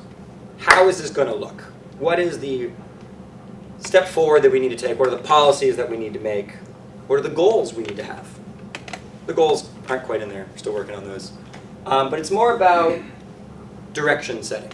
What helm are we at as a state to push all of our biking and walking forward? Because we have a lot of need out there. Cool thing about this, though, is there's a municipal resource guide that accompanies it. Now, are you familiar with Complete Streets? Cool. The idea that there's certain design standards that we should hold ourselves to accommodate for biking, walking, and transit, which before have always kind of been a side note. So Complete Streets make that front and center. You can't have a state project anymore if you don't somehow include biking, walking, and transit in there. Or you have to explain why you can't. Again, another one of these sea change conversations that's happening there in the state level. So the DOT will will remind us that they control about 19% of the roadways, maybe less, 12% of the roadways. Let's just make the number. But percentage-wise, a lot of the work that needs to be done happens from a municipal level, which is kind of great because you all can influence the municipal level much more locally. So there's a municipal resource guide which basically takes the best policies of the Complete Streets, of the bike guide, and it makes it in a very easy guidebook. Like, how do you build a shared lane? I don't have any examples in here, but check this out. don't have the link, and I probably should have the link up there, my apologies, but if you just look up the bike plan, and also there's a company one for pedestrians. It's very helpful for the municipal level to say, oh, what are we looking at these days? Does a Shero cut it? No, I don't even think a Shero is included anymore. Yeah. And that's the, I mean, I'll say from experience recently with our infrastructure department, MassDOT is really pushing shared use paths on all roads. That's amazing. Yeah. They're not accepting these excuses for Sheros and things, and that's amazing. It's cool. It's happening. And again, it takes funding and planning and construction decades. But we're moving forward. There's a great John Lennon line. It's like, you can't move forward if you don't know which way you're facing. I think we're facing the right way with this. And I'll just say that since I started, since I've been a member of the MAPAB, I think our first, started in November. So, having these bi-monthly meetings that I've been going to and just listening to the folks, from MassDOT Boston, talk and their vision, and they're really like big thinkers. They're not, I expected, we've only got so much money and we gotta be able to stretch it as best as we can. They're like big, like think big. Don't settle for something that you're not gonna be happy with. And they really, walk the talk, with some of the projects that they're putting out. Wish some of that would come down the South Coast more so we could, experience it, but they really are thinking big up there. So, I'd say, whatever we can dream up, to bring it to MassDOT, because, they might just be able to help us make it happen. Yeah, and it's not to plug it too hard, but that's the state conversation that's going on up there. The Complete Streets program is an amazing opportunity to get local streets funded and designed properly. The Mass Trails program is an amazing resource to get little bits and pieces of your trails built when before they were blocks. So, think of the state as a resource for you while you work locally. And there is a lot that trickles down to the municipal level. The Chapter 90 funding, the design guides, and all the rest, it's coming from the top. And then think of me as a resource to kind of help that conversation flow. I'm just in over a year at this job, so I'm still even making my way to all the districts. But there's an immense amount of opportunity because there's an immense amount to do. I just want to echo that what Galen said about being a resource is a lot of feel free to contact me anytime. And the one thing that is kind of what Galen mentioned before is probably someone else is having the issue or question or something. And being at the East Coast Greenway, I have colleagues that work in New York City and Connecticut and Georgia and Florida, so they've also had similar experiences and they can also be a resource. So if you can always reach out to me, and if I need to, I can reach out to them or say, we were talking before about CSX, like I know of a project in New Jersey where they're building a rail with trail with CSX. So we can give you ideas like how do you try and work with these CSX, because I've worked with a lot of people in terms of rail trails, and kind of working with some of the railroad companies can really be kind of a black box. So feel free to reach out, and I'll provide anything that I can in terms of resources. So can we spend just a few minutes deconstructing that challenge for us? Because we've got Sure. this corridor, and alternately here we've talked about, well, there's this thing, but we have to ignore this thing. But it's the elephant in the room, in my opinion. So where are we at right now with that sort of Fall River to New Bedford rail trail corridor? So, is this a good time to? Bob, jump on up. Yeah, do it. You can feel free to take your controls. That's okay. I don't have a presentation for you or anything like that. I'll pull up but- this then. So Bob Espandola, South Coast Bikeway Alliance. I'm going to actually let some of our committee members who've been really working hard on a Greenway project do the talking here today, but I just wanted to thank everyone for coming here today. Thank James Arnold Mansion again, and through Paul for hosting this at this venue, and to thank the Fairhaven Public Access for recording this for us, and they'll be able to make that available as a link that can be emailed if anybody would like to view this later on. So one of the things that so we talked about a couple things, you all talked about a couple things that we, as an alliance, the South Coast Bikeway Alliance has 10 communities along the South Coast, and we function to try and bring all these communities together and share ideas, kind of like what you're saying, learning from what each other's doing. And we did, speaking about CPA funding, we did as recognize a need. One of our members who's not here right now, who's from Dartmouth, kind of encouraged us to focus on some of the areas that are kind of being developed, for residential property development that are in strategic areas of where we could connect, pathways between certain parklands and public lands. And he said, if we could possibly get some, a study done to show that this is an ideal route, then maybe there's ways through CPA funding that you can purchase property and or work with developers to allow pathways to be built through the developments, etc.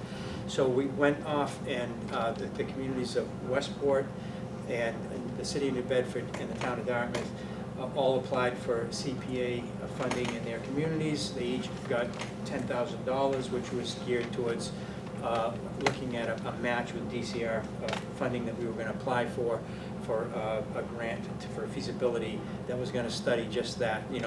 What's the feasibility of this rail trail, and any alternate path along there. So Keith's going to talk to you a little bit about what they've done there, but we did secure funding through that. We didn't get the grant that we had hoped this year from the DCR, but we are moving forward to looking at next year and applying for additional funding. We're working with SERPED, our partner, the planning agency, helping us a tremendous amount, and we're setting up meetings with them to talk about how we're going to spend the $30,000 that we do have. And as you mentioned, the Bikeway, Sandy, a little while, is going to talk about the fundraiser we have. We had our first one last year, Pedal for the Path. We've got another one coming up this Sunday, and we intend to use funds that we raise to help out with the design efforts as well. So I'm going to turn it over to Keith to talk about the efforts in that Greenway and the feasibility that Jamie was just asking about. All right? You said pretty much everything that I was going to say. Oh, no, you're going to get the details. So, well, no. I'll just give a real brief update with where we're at. So we didn't get the Mass Trails grant, but we didn't want to let that slow us down. We didn't get the grant. UMass Dartmouth applied for a Mass Trails grant for the second year in a row, and you didn't get the grant. Mattapoisett applied for a grant. They didn't get a grant. The only one in the area that got the grant was New Bedford. You stole the money from the rest of us. Thank you. It's part of the whole network. It's part, right. Yeah. So we were licking our wounds and lamenting our loss and doing a little bit of crying, and Jackie's gonna pull us up by our bootstraps, and Serpent's gonna step in, and they're gonna do what they can with what we have available. And the goal is gonna be to put us in the best position that we can be for the next round of grant funding. So February 1st is our target, and we're gonna look at ways to maximize how we can be better positioned, for that round. One of the things that we talked about, and being on the MAPHAB committee and hearing the things that are happening. So the reason why I was sort of asked to apply to be on the MAPHAB was because the South Coast area was underrepresented, not represented at all at that state level. So it's great going there, and there's a lot of focus with funding and projects in obviously the Boston metro area. And it seems like to me there's a little bit more focus on some of the Western Mass stuff as well. So I can see why there's a need for our voices to be heard. So one of the things that we're going to try and do working with Serpent is to put on a little lunch and learn sometime between now and January before the Mass Trails grant goes in. And we're going to try and do a little lunch and learn and do some invitations to our elected officials, our state senators, our state reps, our town administrators, all of our very important collaborators, to make sure that they know what we're doing and what we're trying to do between the communities, and to know what the state is doing, and to make sure that they can, that when they go up to Boston and have their meetings, that they're advocating for us. South Coast Rail is very important. It's like finally happening, and along with South Coast Rail is that's great that the train comes down, but the train comes down and then what, right? So Jackie sent us actually just the other night a report that Serpent did a few years back that could probably be updated, but it's basically the bicycle and pedestrian impacts of South Coast Rail. So you get the various train stations, and it's great. Now you can get to New Bedford and Fall River, but how do you then get to Westport and Dartmouth? How do you then get down to the beach? So that's important, where the pedestrian and bicycle connections have to come in. There's the radius is half-mile walking radius and a 5-mile bicycle radius. So once you come down, now where do you go and how do you get there without having to drive to these train stations? So I think that's important. Those are things that we can leverage as we're applying for state funding now, is to really play up how this is going to overlap and interface with South Coast Rail. So that's another way to leverage funds, but really just to let our elected officials know what we're doing, so they can be advocates for us as we're applying for various funding sources. Actually, I might chime in there that if you want to come up to Boston and sit down with Rep. Strauss, let's do it. Let's find a time and make sure that he's there. Or his aides, sure. He has been very supportive. He has actually spoken at our summits that we've had a couple of years. He's been very supportive. I did actually personally reach out to him about tonight here, but he was not available. But he in particular would. So I think what we were thinking, was hosting something locally that would get, the cross section of people that Keith mentioned that are really, important to planners and administrators and all to really understand, because we have reached out to them in the grant process. We've reached out to people and said, hey, can you support us with a letter, and we feel like a little education will go a long way in that regard too. Yeah, I think a lot of them haven't really seen our big picture. Right. This is our big goal. We want to go Providence to Thomastown. Big goal. Yep. Not everyone has seen that, and it doesn't seem to. If I mention it to people sometimes at the state level, they don't seem to know what I'm talking about. So we're just trying to really get that word out. Right. Yeah, we got this cute little bike path that we're trying to do down there in the South Coast, and it's so cute. But it's we got the Mass Central Rail Trail. I mean, come on, Right. So it's like, hey, we're pretty important too. We think. Yeah. Part of that argument too, and maybe not to pretend about, we can talk about at some point. We can get some financials of what is the economic draw for these bike paths, because that makes their ears perk up. Yeah. And if we're gonna say and I heard this. I'm still trying to find the source for it, but I heard that second only to birding, bike tourism leaves more money in a spot in a municipality.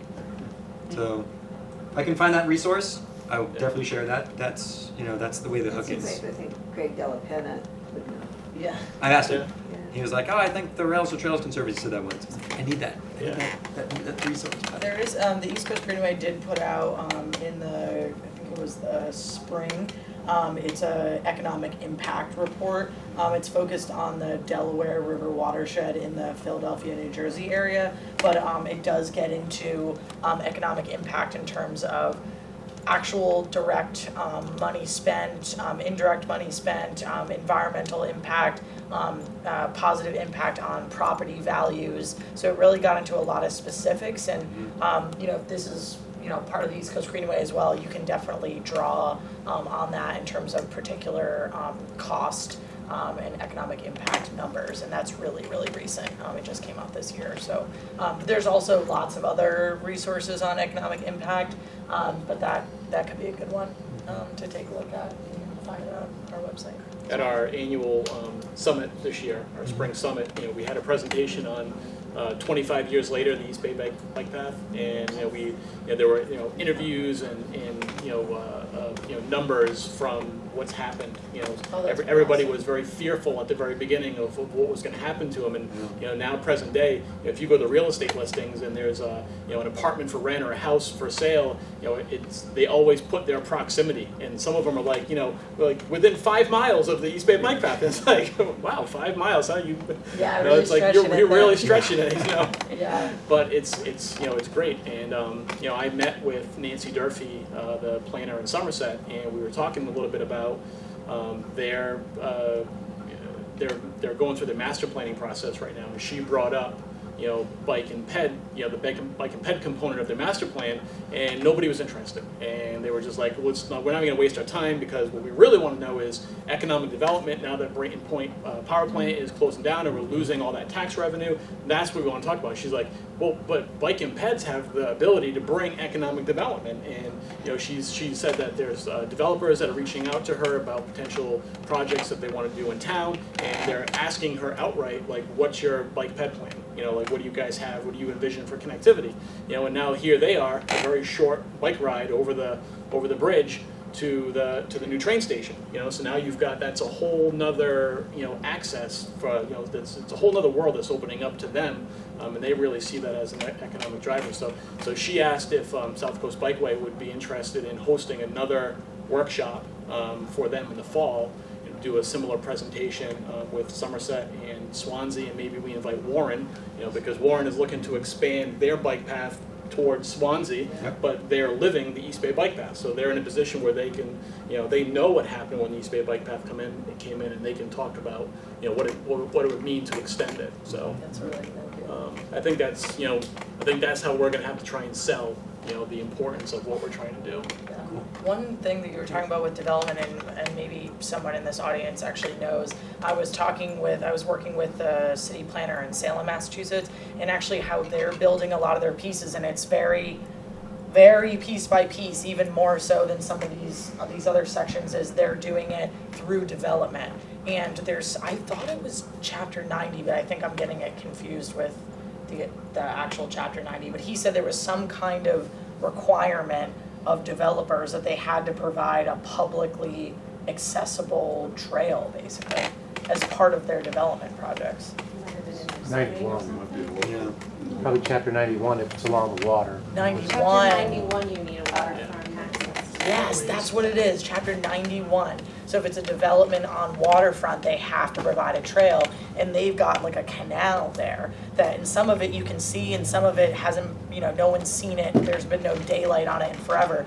And so there's like one path that goes right behind this apartment building, and then it dead ends. But there's going to be another development project, and it's going to link up right to that one, and there's going to be another one. And a lot of these are old industrial sites that are being redeveloped, and they're just piece by piece, they're getting them done. And then there's like the Salem power plant.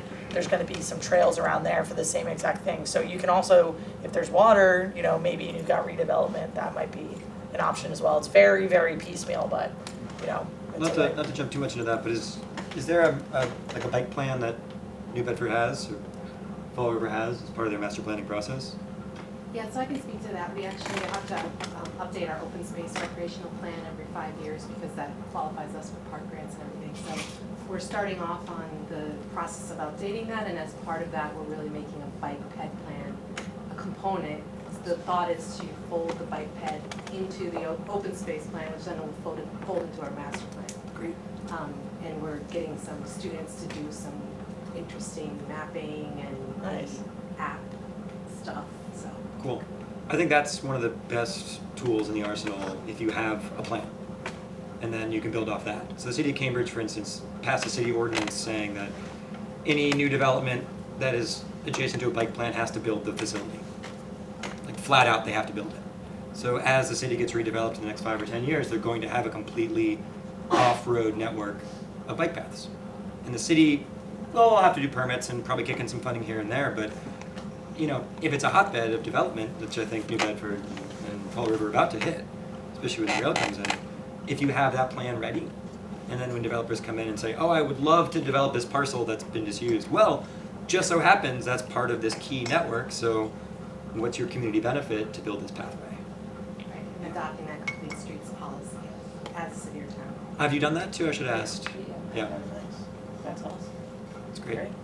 I have a follow-up. Is it Tabitha? I was just up the north end yesterday trying to put up our Pedal for the Path posters, and I was in the Kings Highway area, which will be one of the train stations that way. Yeah. And there's that big development that's pretty much empty with the exception of WOW, and I wondered if that, whoever develops it further would be required to put pedestrian and bicycle accommodations, because that would be a good connection to that traffic zone. Absolutely. The And Fieldstone Market. Kings Highway Yeah. Plaza, I think. you're Kings talking Highway about. Plaza where WOW is, Yeah. where Shaw's used to be, I think. Right. It's huge, and everything's gone. So that's very central to the, what we're calling the TOD district, the transit-oriented development area that we're, SERPED and MassDOT, actually, we just signed an MOU with them to start a study. It's gonna be about a 1.5 year long study to look at the shed districts that Galen just mentioned, the quarter-mile, half-mile walk areas around each proposed platform. And so that way, we'll examine the pedestrian bike connections. We'll probably have information in our bike plan. That area is being redone within the next. It's also a Yeah, tip, it's a a- tip Oh, it's a project. tip project right now, the tip Tarkland project, Hill Road yes. tip Should be project. advertised within the So month. Yeah, That's so already there's, designed. there's design for that to have shared use paths along it already too. It's a, Bike path, a bike lane. Bike is, Bicycle I don't think, I think it's a accessible 5-foot wide shoulder and sidewalks, from the bridge over 140 all the way up to, yeah, Church Church Street Street. on Dark. Otis Street is where it ends. Yeah. Yeah, there's a lot going on over there with the tip project and the train station coming, so stay tuned, because those are all very good pieces. Yeah, we're hoping to go west near Old Pennville Road. That's part of our feasibility direction. It's one of the options. Behind One of the the options, right. I've traveled on quite a few bike paths that actually go in and around buildings and developments like that, and I could envision that yesterday when I was there. I'm like, well, if they put some housing here that's close to the platform, and then retail, and they had a bike In my path dream, that- there would be a mixed use Yes. housing development in there. Right. We have to attract a developer, but you know, the way things are going around here, that could happen. And a comment, follow-up to the Chapter 91 funds. I believe even some small waterfront developments in Cape Narren were required to do that in public access. And we saw that with the Dartmouth Planning Pathways Committee dealt with that, and that they had to have public access, whether you just get to the water in front of the building and have a bench. And like you said, as it gets developed, it goes further. And we have that just so the old Davies Locker is being redeveloped and they have to provide public access, and it's gonna be like Cisco Brewery, restaurant. Yeah, we're gonna have a bike path, the shared use bike path Yeah, in front of it's it. gonna Because of the complete streets policy, and our planning board enforced it, and the planning board's very actively bike friendly. I'm like, is this really happening? This is Very great. good. It's like, oh my God, it's like a whole new world. One of the things that's really fascinating about New Bedford is that the Southwest Bikeway Alliance is really looking at ways to make east-west connections occur, and we're looking at a couple of options, north, central, south, that also make connections to the railroad stations. And so that's really neat. New Bedford in a complementary fashion is looking at north-south connections, which all of a sudden gets us a bike grid. Yeah. Or the potential for a bike grid in this city that's bike safe, not just convenient, but bike safe. And I think that's a really wonderful thing that is just happening. Nobody sat down and said, okay, you do it this way, we'll do it that way, and we'll be cool. It's an evolutionary thing that's terrific. I think your being here is important for that. We've really kicked off more of a multimodal planning effort. We have a New Bedford resiliency plan that folded that into it, so we're trying to connect all the dots. So. Yeah. I mean, because the East Coast Greenway is really, it's just a linear path, which in some sense is like, all right, well, you know, at least if we have this in our 450 communities from Maine to Florida, then they all have something. that's all connected, but as you're saying, that's not gonna get everybody where they need to go or where they wanna go. So if you have this kind of spine, as we call it, and then you have these other connections to get to the water, or get to schools, or get to, the grocery store, or to the public transit, because, and actually, the East Coast Greenway, like us, if you are trying to do kind of a trip, you can't bring your car, because then how are you gonna go get it? So, we both took public transit I took public transit from Maine to get to Providence, and so, and actually we've had, especially in Maine, we've had, people that are really love trains and wanna bring trains back, and they think all the bike ped people all hate trains, and we just don't want any trains anywhere, and we're like, no, we love trains, like trains are amazing, and if we didn't have trains, people wouldn't be able to go on these trips, or whether they're a couple days or just a day, just take the train to a certain place and then come down. So I mean, it's essential to have those public transportation, and it has to be, and like Keith was saying, if everybody has to drive there, then you have to have enough space to provide all this parking, or you build a massive parking garage, which costs millions of dollars.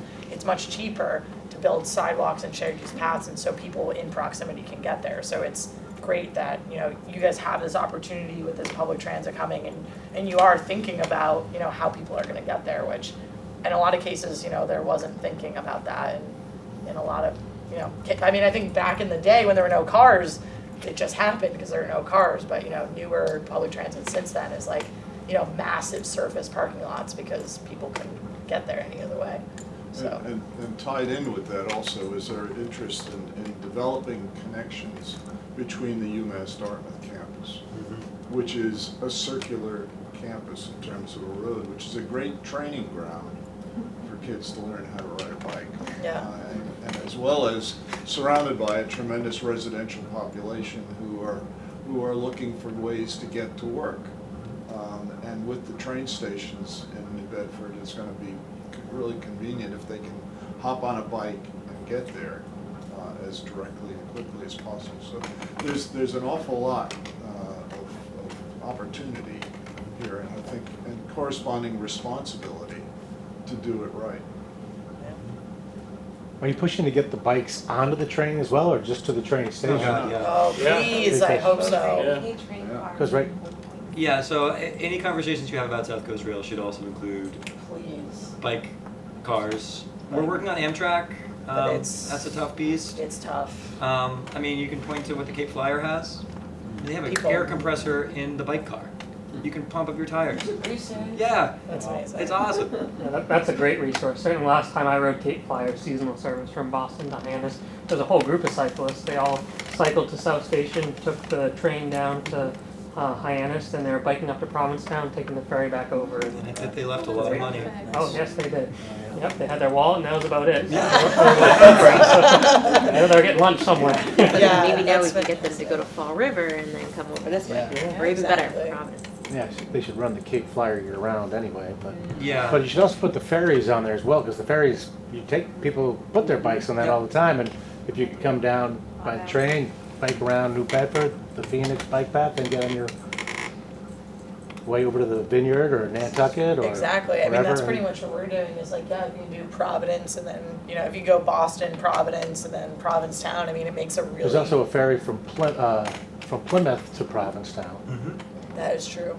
Yeah, yeah. part of the whole connection. Yeah, it's the multimodal conversation. In our current world of bike tourism is totally essential. Yeah. It's absolutely essential, but it's got to be a connected piece. Yeah, and it's frustrating when bikes can't be put on trains because it limits the ridership. It limits the utility of the train. When you have to figure out how you're going to have a car, and then how much it costs to park your car at a train station for X amount of time or whatever. I mean, and in just trying to use Amtrak, it just can be really, frustrating. I mean, I talked to someone yesterday who was saying like he wanted to do a trip from like Chicago or something to Boston, and on Amtrak you could take your bike here once you got to Albany, but then you can't take your bike from Albany to Boston. And he's like, what? Okay. He was like, forget that. Part of it is it's like an acceptance thing. So I don't know if any of you have traveled overseas and seen what some of the public transportation is in some of the also well-advanced civilizations, but they have bike accommodations. It's not just 2 bike racks in the front of a bus. because they expect it.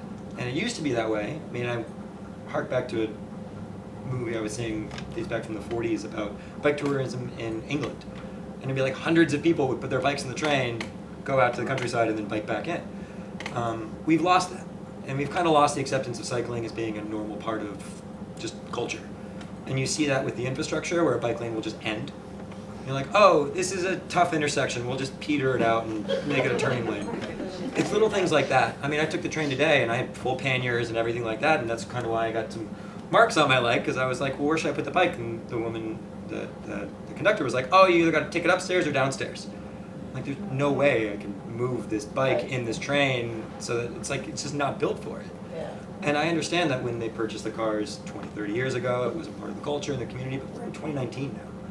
I really think that we really need to make it integrated, just like we're doing with our street design policies and our funding policies now, which weren't decades ago. I think public transit needs to be thought of as well. And I appreciate that most of the RTAs in the state are fully bike accommodating, and I've been actually on the RIPTA side of things, and the bikes were taken, but I wasn't allowed to bike over the bridge, so the driver said, just bring your bike on the bus. I don't care. It's illegal, but just do it. You know, it makes me feel more accepted if it's part of it. It's kind of like a cultural thing. So we're not there yet, but the more we ask for it, the more we get the infrastructure in there, the more people will accept it. And I think the more that we have demand for it, then it's going to happen. Yeah. And I mean, if South Coast Rail, you know, has bicycle accommodations, just another way to kind of promote bicycle tourism. Like, hey, just like the Cape Flyer, it's like I've heard all about their bike cars, and they had to like add a whole nother car because it was like completely full of bikes, and I'm like, this is like the best. I mean, that's amazing. So to have that kind of out there, like, hey, come here and bring your bike and ride the hurricane barrier, Yeah. like the panels and the MBTA. It'd be so cool to see. that would be cool. I know you wanted to plug your ride. Is there anyone you want to jump in? Yeah, is there anything you wanted to say as far as New Bedford and what you guys are doing? Well, I should just make a plug, because Bob, sorry, Tabitha, you want to say something? But, Jen and I and Bob and, Jamie, you're Jamie. Nice to meet you. Jamie and I talked about this Stockless Bike Share program, so I know Serped had put forth an RFP that didn't really go over well, but we want to pick it back up and do it a little bit more locally. And the big thing that we heard from the first round was that they didn't see it as a viable market because they couldn't put scooters here. And because you get more rides out of scooters, and Jamie, you explained it very well. So I think we're going to start by sort of surveying some vendors, and if anyone's interested in, we want to keep it small so that maybe we have a little bit more of a chance here, but we're going to be working on it for the next month or so. So you've reached out to some vendors already, right? I've spoken to Two. Can I ask why the scooters are not on the table? Open question. Yeah, it's say it one way or because, another. like you said, it is such an unknown. There's safety issues that we've read about. Our roads are just not really set up for them yet, from what my impression is. Belgian paving stones aren't really friendly. Right, yeah. They're real like this big. Yeah, I know they weren't included in the RFP document. Yeah, and we just want the cities to kind of, our city to be open for dockless, so. Yeah, to even have Even dockless just the idea of dockless was a big deal. Yeah, I mean, the scooters one step are at a time. relatively new. It's It's all very this is a new. moving target. You Yeah. start preparing for one thing and then something else comes along. But it seems as though the vendors, from what we're hearing, they want to push the scooters over the bikes because they get, they're coming in and giving us some Well, of the the free cities, program. everybody's on scooters. They're just. Yeah. Part of That's the the challenge issue that we're we're looking at. Yep. So Brookline is actually doing a test case right now in terms of relaxing some of the enforcement of rules about scooters on roads versus sidewalks. And so that's going to be an interesting telltale of how that could work within a community.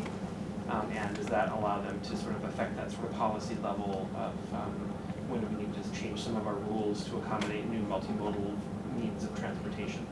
And how do we create standards around that? So I think that's going to be an interesting linchpin in this sort of safety piece as we're looking at sort of that expectability of you know, are you a pedestrian? Are you a bicycle? Are you a car? Are you going to dart out in the front of us? Do you have some technology that communicates to other drivers or walkers? So we'll see how that plays. Right, Salem. wasn't there questions on the classification of scooters and state legislation too? Yeah, so I'm paying attention to it, but I'm not advocating for it. Okay. It's kind of running a parallel track, so I'm mostly focusing on electric bicycles, because they're already here. You can go to a bike shop and buy them. Yeah, they're out there. And we don't know how to regulate them. So my goal is to follow the industry standard, just to get on e-bikes for 1 second. There's 3 classes that the industry is generally making. Typically you can buy really only the first class, which is tops out at 20 miles an hour and you have to be pedaling in order for the motor to kick on. Granted, I understand 20 miles an hour is fast, but it's a top speed. And second class would be a throttle base, still the same top speed of 20 miles an hour. And the third class would be a tops out at 28 miles an hour, which I don't even know if you can buy any around here, but you can order them. Typically it's like a 45 kilometer an hour, so they're being sold. They're called pedal elects. They're mainly in Europe. The legislation that we've drafted and put forth would say that the class 3, the faster ones, would not be appropriate on bike infrastructure, really only be allowed on the roadways. And the class 1 and class 2, absent of local or jurisdictional regulations, would be considered the same as a bicycle and allowed wherever bicycles are allowed and have the same rules and responsibilities. So that's basically that. That's 22 or 23 other states have that same exact classification, and it's what the industry is making. I understand that there's concerns about it, and I'm happy to figure out what those concerns can look like in legislation, but the be-all end-all is that it opens up regulations for whomever is the jurisdiction, be it a municipality or an agency, to then regulate. So I'm not... Or even a trail organization, if they manage a certain trail and you want to say, you know, only this classification is allowed on the trail. Yeah, so the Minuteman Bikeway is a good example. It's a 3-town, municipal-owned bikeway. So each town has to decide, but they each have a committee that helps inform the town. Arlington, Lexington, and Bedford, I'm sure you've ridden it or know about it. It's hugely popular. It's one of the first in the state. They've allowed class 1s in Arlington. Lexington is probably cool with it. They just haven't officially done it yet. And Bedford is also going that route. They're looking at forbidding class 2s, although it's really hard to tell the difference because they are the same. So legislatively, it's going to be a little tough to get the enforcement side of things. Culturally, MassBike is going to be working on how do we actually get everyone to be better, which means go slower and have better etiquette, regardless if you're on an electric bicycle or a normal bicycle, because we hear the same concerns about speed, regardless of the type of, if it's electric or not. A fast roadie, I can hit 20 miles an hour, no problem. On a road bike, I shouldn't. I commute on the Charles River Pathway every morning. I should not go as fast as I can. So how do we then get that culturally to the cyclist to just slow down where appropriate and don't be a jerk? Regardless, but the e-bike is kind of forcing that conversation now, which is kind of a good thing because it's a conversation we need to talk about. So it's almost like, well, if we want electric bikes, and most of us do in some form or another, then we really have to talk about speed and etiquette. And I think that same concept could be translated to scooters. Because if the concern is not necessarily the device itself, but how they're being used, then we really need to focus on the user a little bit less than the device. And if the device allows the user to go in a dangerous mode, then yes, the device is at fault. Typically, the way that these things are being constructed, like most scooters top out at like 12 miles an hour. I think the dockless ones do. That's not that fast. But again, any scooter in the wrong hands could be a tool for a jerk to just, buzz somebody or crash into somebody or leave it on the sidewalk or whatever else concerns it. Valid concerns that are out there. I haven't dealt really with scooters too much, but Providence has them, so I don't know if there's anything you can glean from that. It was actually my first time seeing people actually on the scooters. It was like, whoa, like. I think they just banned them recently because they were ending up in the river every day. Yeah. Where in Providence? Yeah. What do you mean they banned them? They're like they made them take them all back. They're out there. I saw people on them. Yeah, this was like 2 weeks ago. Oh, they were like, because I think they were like, you need to figure out how. Yeah, like they need to figure out how for not fun to or end for up. Yeah. vengeance or? Yeah, just kids. Yeah. So keep an eye on Salem. Salem's the other municipality, along with Brookline in the state, that's doing it. And the trouble is, you shouldn't have municipalities going on their own. There really needs to be cohesive understanding of what we're all doing, or at least regional understanding of what we're doing. But like, you know, the trouble with Brookline is then you take the scooter into Boston, and the scooter shuts down, and then like nobody can use it, and then you just have this like. And that's why we want to have a somewhat regional approach as best we can. So. Yeah. Yeah, so again, MassBike does not advocate for or against. We're paying attention. But I think a lot of it could come down to classification, and then regulations could be then based locally or regionally. I was in Paris earlier this year, and it was the Wild West. It was unbelievable, and I think they've cracked down on it. I mean, they were everywhere, going the wrong way, down sidewalks, one-way streets, everywhere. People, it was kind of cool. My niece really wanted to take one, but it was crazy. So I'd like to see what they did with Yeah, that. I mean, I would also be concerned about like riding on sidewalks, you know, because pedestrians, at least you're not at speed, so at least you hopefully, you know, would look, you know, it's the same problem with bikes on sidewalks. If you're riding on sidewalks and you're going fast and then someone takes a right turn and takes you out, I could see that with scooters, but then do people really want to ride a scooter in the road? It's kind of the same thing with, you know, should bikes be in the road or on the sidewalk? It's kind of the same.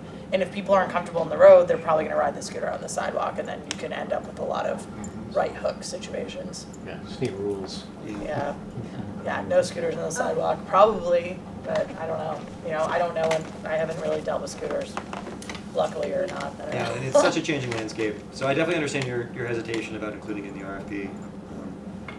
But I don't know. It's tricky. So part of I used to work for Hubway when we first launched Bike Share in Boston for the first couple of years. I was part of that initial launch. I'm a believer that no form of transportation will make money. Like it just won't. It won't break even. Nothing does. You will always need to subsidize it one way or another, through sponsorship or through municipal support or whatever. It can be taxes. Like something along those lines does need to support it. So if you build the RFP and expect businesses to think that they're going to come in and make money, it's going to be a losing game. It's just my own personal opinion, because I haven't seen it. If you think about the road network, I mean, roads and highways and stuff, the user fees associated with that don't actually pay for it. So people just don't think that that's true, but it is. So basically that's also being subsidized. People just for some reason don't think that that is the case. So it's not like it's just bikes or trains or anything. It's driving is being subsidized, you know, every day with all the public money that's being put into public roads. So we have to kind of like put it on more of a level playing field and not just think, oh, no one rides the train or something like that. And then you also have to think about what the, you know, the positive or negatives are. You know, the negatives, traffic, and the positives are less congestion of other forms of transportation. So it's kind of. I do think it comes down to money. That's why the companies are not jumping at South Coast right now. It's just like they don't think they can make a business model. Yeah. I Which mean, is true. Portland, Maine doesn't have bike share, which is insane. So I mean, it's definitely, and they honestly have the same. I used to work for the city of Portland, and they have the same kind of challenges of like trying to talk to these vendors and trying to figure out what's going to work and who's going to be the sponsor. And so, you know, it's definitely not just, you know, you guys down here. It's even a place like Portland, Maine, which seems like there would be bike share, and there still isn't. So they actually had a vendor that was going to do it, and then they just basically just like disappeared. Yeah, they were like, yeah, we're gonna launch here, and then they just stopped responding and Were disappeared. you VO Ride or was it OFO? That was. VO, yeah. We have Zagster now, and we're gonna get rid of that soon. We're hoping to get VO, but now VO's pulled out. Yeah, VO was in Fairhaven and Mattapoisett last year. Yeah. And we thought they would come back, and they cited economics. And Yeah, and that's a lot of venture capital that can just vanish. It's tricky because they need to be subsidized somehow. I mean, Hubway originally was subsidized by New Balance. I don't think it's ever made money, by the way, just my own personal thought. And then Blue Cross came in and rebranded it. It's never going to make money off the usage. And so... Even though it's wildly popular. Oh yeah, it's used. It's one of the most popular in all the country. But it's just, it doesn't make sense, you know? Yeah. So I don't know how to overcome that. Maybe through good sponsorship. I mean, healthcare companies. I mean, that's what we've done with Zagsters. I didn't want to cut you off, but we did. We have Harvard Pilgrims sponsoring the Gotcha. Zagster. So you're on, yeah. And there was a pay component to that, and we're trying to see if we could do, because we heard we could get a free one, so we'll see. Keep at it. Yeah. Yeah. Well, yeah. Sandy, you want to plug our ride? Sure. What are y'all doing on Sunday? Something's going on. The pedals are packed too. Yes, since we were so successful in 7 weeks of planning last year, we had 65 riders that rode 52 miles and had at least 5 ice cream stops. I love that. We decided to try it again, and we've come a long way, and we're having 3 routes this year, hoping to get some riders that aren't as experienced in long distance riding, but still have some fun. So we got some sponsors this year, and we have the 3 routes, 57 miles, 20 miles, and 12.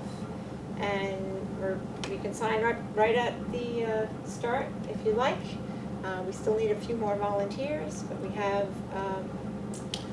3 or 4 creamery stops and a donut stop at the head of Westport River.